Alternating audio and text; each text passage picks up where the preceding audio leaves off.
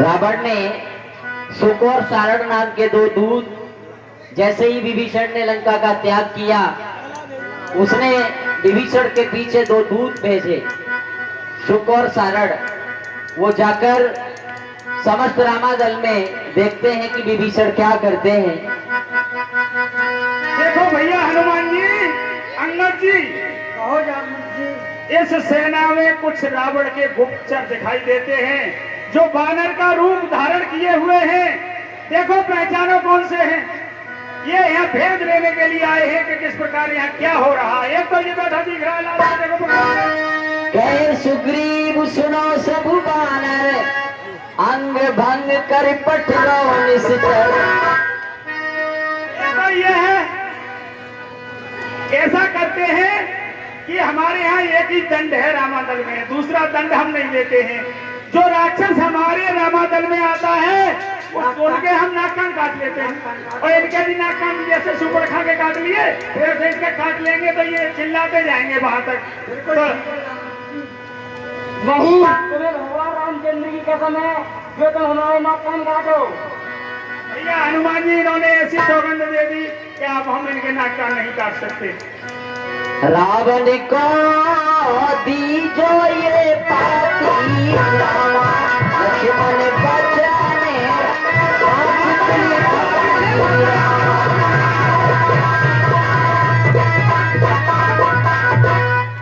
हे बानरों, इन दूतों को छोड़ दो, इनका कोई कसूर नहीं है, इनके लिए दंड मत दो। ठीक है लक्ष्मण जी, तुम कहते हो तो छोड़ देते हैं। हे दूतों, ये मैं चिट्ठी देता हूँ, ये 10 कंदर के लिए दे देना। ले जाओ हमारी चिट्ठी को और 10 कंदर को दिखला देना। फिर कुछ संदेश जुबानी भी अभिमानी को समझा देना। आंखों के रहते अंधा है तो बीज जहर का बोलता है। इस उल्टी मत के चोरी से है कब नारी और रेड़ के सम्मुख होता है। इस उल्टी मत के कारण ही लंका की सत्यानाश है, और ये बारंबार चटा देना जान की प्यास है। ये मेरा संदेश की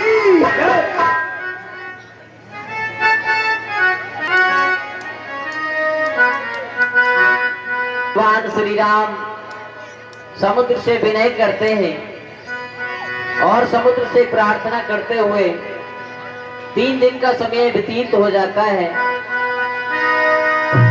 विनय न मानत जलधि चढ़ी गए 3 दिन।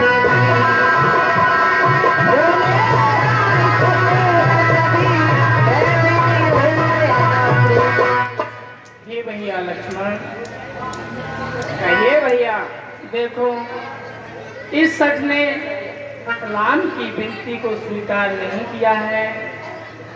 इसके आगे मैंने अनन्य विनय बहुत की लक्ष्मण, लेकिन इस पर राम की विनय का कोई असर नहीं हुआ। तुम मेरा सारण धनुष दो।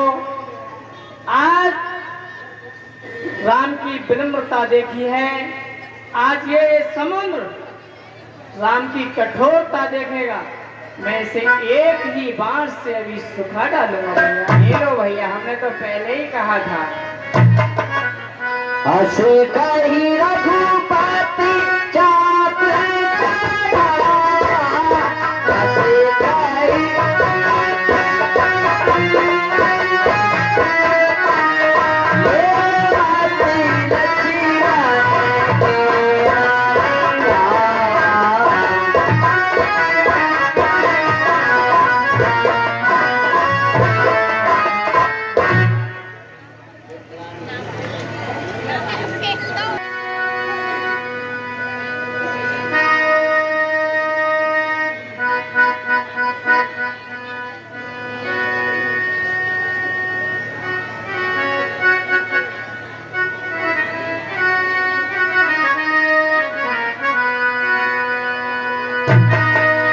कनक थार भरी मणि गनी नाना, विप्र रूप आया तजिमाना।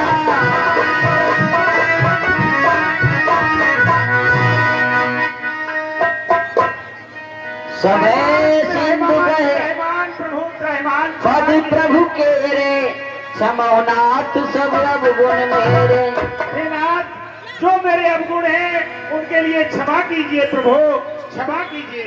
गगन समीर अनल जल धरनी, इनकी नाथ सहज जड़ करनी।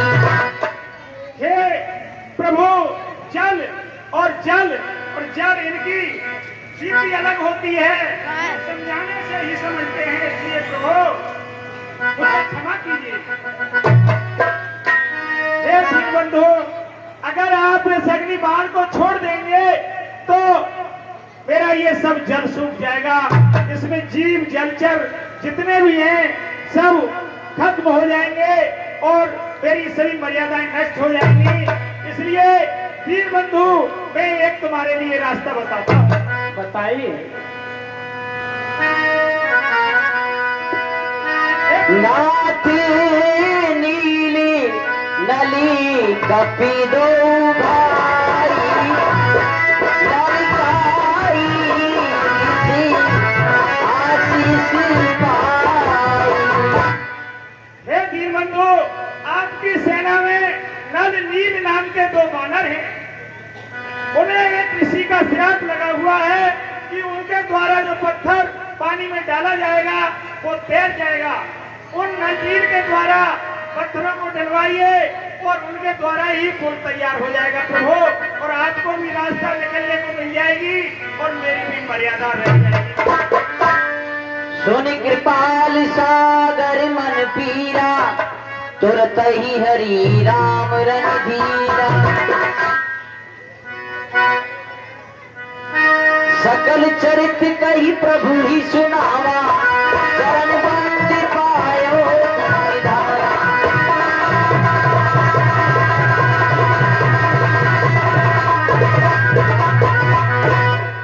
नल ने जामवंत ने दोनों नल और नील के लिए बुलाया। जामवंत बोले दो भाई, नल नील ही सब कथा सुनाई। हे प्रभु, ये दोनों नल नील नाम के ये दो बानर हैं। सेना में इनके हाथ से जो पत्थर डाला जाएगा वो पानी में तैर जाएगा और पुल की अच्छी तैयारी की जाए। सभी बानर भालू पत्थरों को लाना शुरू कर दे और पुल की तैयारी करें। ठीक है जामवंत जी।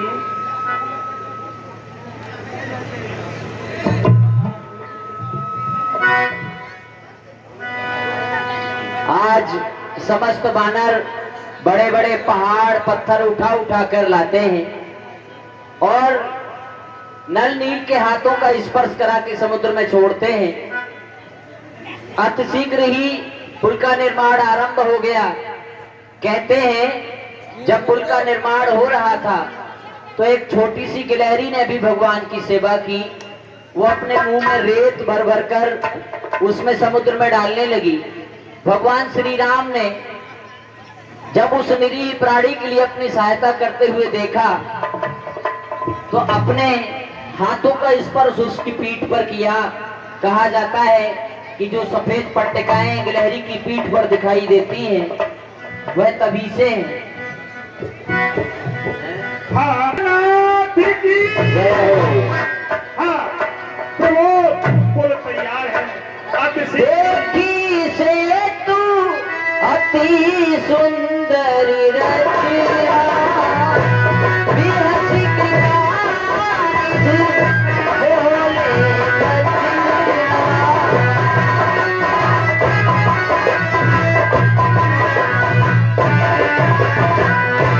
करे हूँ यहाँ शंभु स्थापना, मोरे हृदय परम कल्पना। ये सखा, पुल का तो निर्माण हो गया, बहुत ही सुंदर है, लेकिन मैं पार करने से पहले भगवान शिव की स्थापना करना चाहता हूँ। अति सुंदर नाम और सुंदर विचार है आपका। कर्पूर गौरम करुणावतारम संसार सारम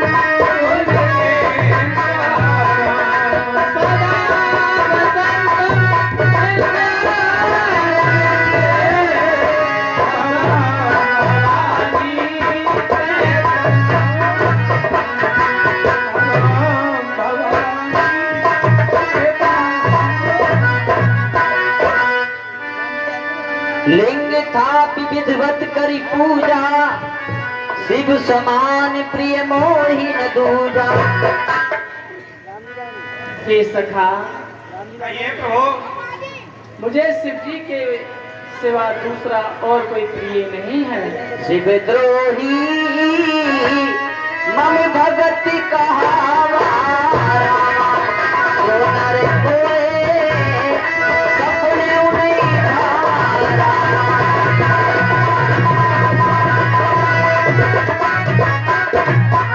हे सखा, कहिए ना। जो शिव जी से द्रोह करता है और मुझसे प्रेम करता है, वह मुझे सुपन में भी अच्छा नहीं लगता। शंकर विमुख भगत चह मोरी, सोनार की मूड़ मति थोरी। जो शंकर जी से विमुख होकर मेरी भक्ति चाहता है, मुझसे प्रेम करता है, मेरी कथा में रुचि रखता है, वह मंद बुद्धि है। शंकर प्रिय मम द्रोही, शिव द्रोही मम दास। हे मेरी करई कलपी भरी, थोड़ी नरक में वास।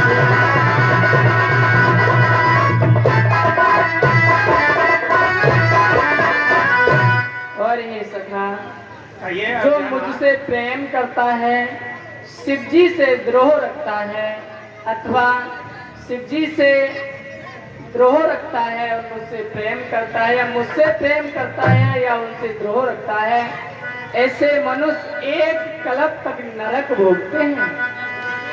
भगवान श्री राम आज सेतुबंध रामेश्वरम की जो स्थापना की उसका महत्व बताते हैं। जो रामेश्वरी दर्शनी करही, तन तजी मकी लोक सी बरही।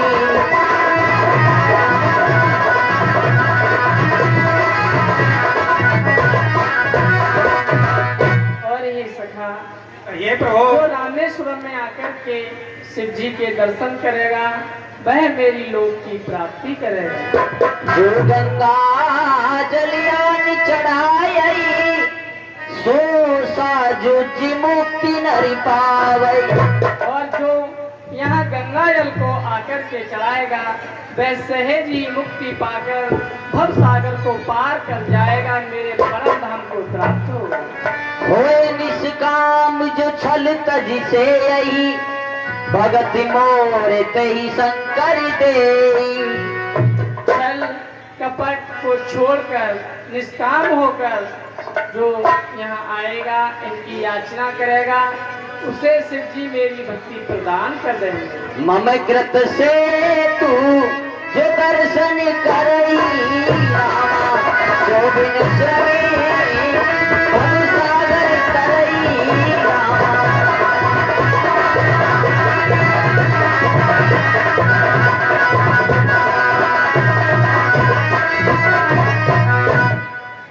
और हे सखा, कहिए प्रभु। जो मेरे द्वारा स्थापना की हुई शिव की पूजा करेगा, वो बिना ही परिश्रम भजन किए हुए भव सागर को पार कर जाएगा। सेतुबंध भई भीड़ अति, कपिल विपंति उड़ाए। अपनी जल चरनी ऊपर, चढ़ चढ़ पारई गाए।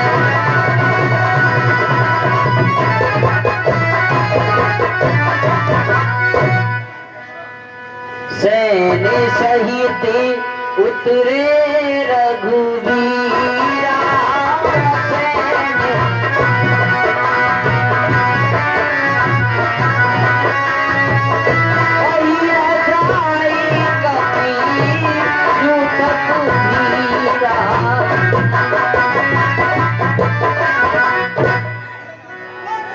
रामचंद्र की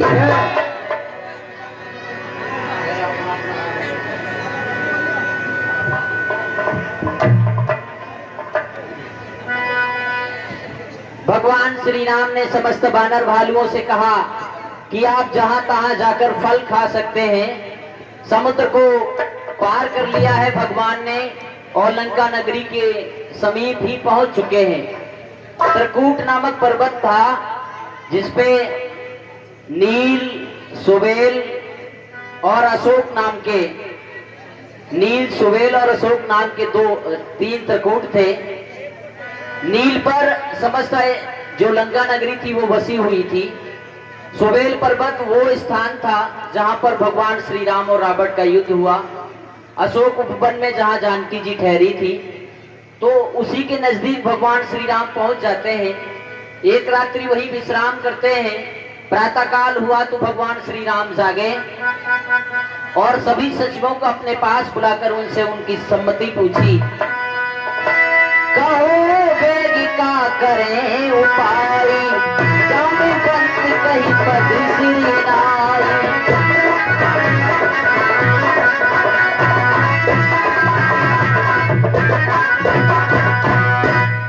हे जामवंत जी, ये अयोध्यानाथ, सभी लोग अपनी सम्मति दो। अब आगे के लिए क्या किया जाए, किस तरह से लंका पर चढ़ाई की जाए। विभीषण ने अपनी सम्मति प्रदान की कि लंका के चारों द्वार बंद हैं, थोड़े से दिन और प्रतीक्षा की जाए। हे नाथ, कहिए सखा। जब से मैं लंका से आया हूँ, आपने समुद्र को पार किया है। पता चल रहा है कि लंका के चारों द्वार कपाट बंद हैं। अभी कुछ और प्रतीक्षा की जाए। जब उधर से कुछ तैयारी दिखाई पड़े, उसके पश्चात अपना प्रयास करना सही होगा। ये सम्मति बजरंगबली महाराज के लिए अच्छी नहीं लगी, क्योंकि उन्होंने जानकी जी का दुख देखा था। तो भगवान से कहने लगे, हे प्रभु, हे दीनबंधु, आप जितनी जल्दी हो सके उतनी जल्दी लंका पर चढ़ाई करें, क्योंकि मैं माता श्री जानकी की दशा को देख करके आ रहा हूँ। ठीक है हनुमान, हमें शीघ्र ही लंका पर चढ़ाई कर देनी चाहिए। रामचंद्र की सुग्रीव महाराज ने भी भगवान श्री राम से कहा कि मेरा मत ये कहता है कि एक बार हनुमान जी के लिए दूत बनाकर पुनः लंका में भेजा जाए। तो ये मत जो भगवान श्री राम के सचिव थे जामवंत जी, उनको अच्छा नहीं लगा और उन्होंने भगवान से कहा, मंत्र कहो निज मत अनुसार, दूत पठाइए बाली तुम्हारा।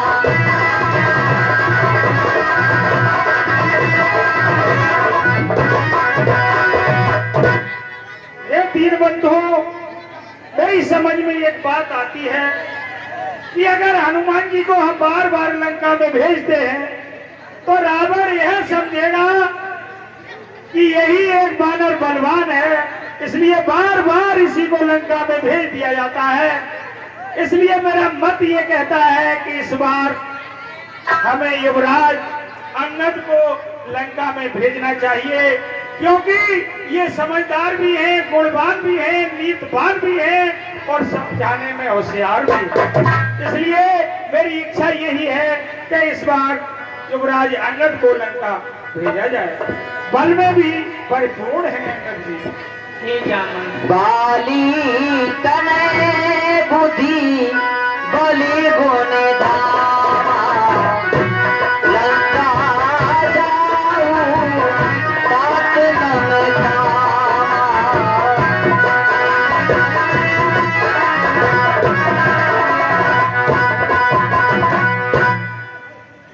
देखो, मैं अंगद के लिए युवराज पर स्कंदा का दे चुका हूँ। अंगद अभी बालक है, उसे किस तरह से भेजा जाएगा। हे प्रभु, अंगद बालक के रूप में भी बहुत बलवान और गुणवान है, सब कुछ जानने वाले हैं। उस रावण को समझा भी सकते हैं कि वो लड़ना चाहता है या मिलना चाहता है।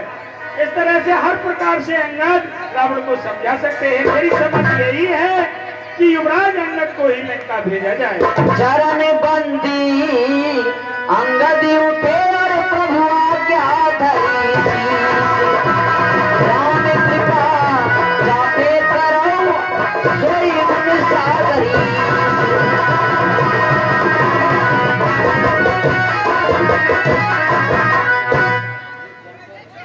प्रभु के चरणों में अंगद का प्रणाम स्वीकार।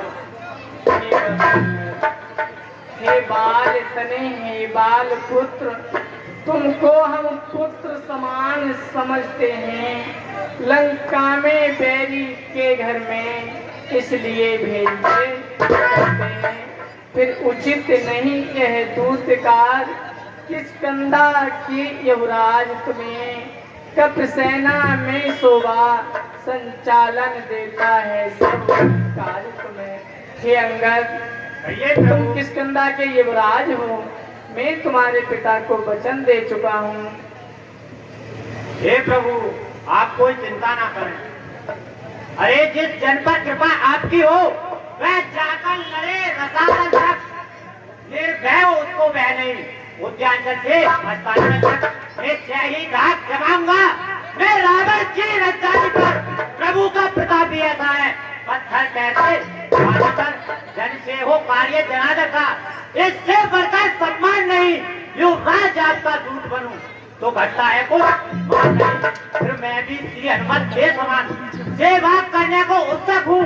हे मेरे सर्वस्व क्या दो सत भर जाने को इच्छुक।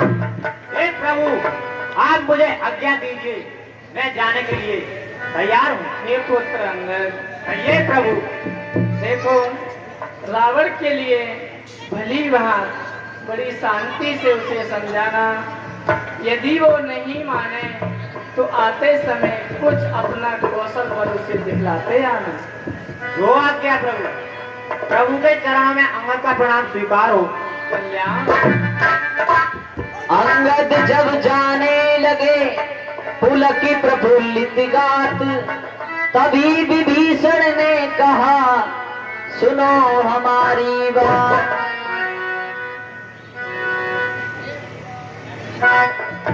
पाली पुत्र अंगद, ये विभीषण, आप लंका जा रहे हैं। ये बहुत ही सावधानी का व्यवहार करना है। रावण के लिए मैंने बहुत पूर्ण प्रयास के साथ समझाया, लेकिन मैं नहीं माना।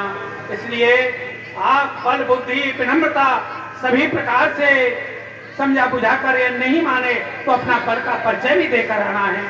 ठीक है विभीषण राज, कहीं राक्षस आपके साथ धोखा न कर दे, अपनी सावधानी भी रखना। ठीक है। बंद चरनी उड़धर प्रभुताई, अंगद चले